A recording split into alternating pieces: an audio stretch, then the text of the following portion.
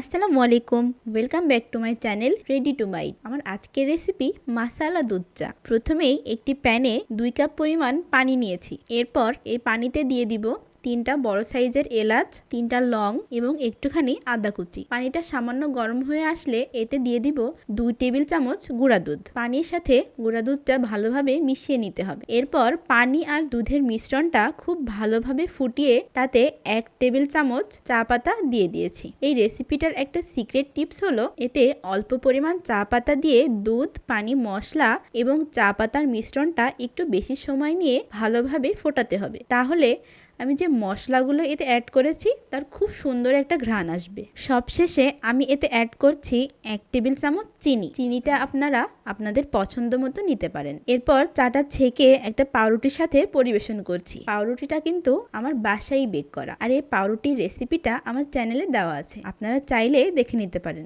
বিকাল অথবা সন্ধ্যার নাস্তায় এরকম 1 কাপ মাসালা দুধ চা থাকলে এক নিমেষেই আমার মন ভালো হয়ে যায়। আমার মতো এমন টি লাভার কে কে আছেন অবশ্যই আমাকে কমেন্ট করে জানাবেন। আজকের মতো এখানেই শেষ। আল্লাহ হাফেজ।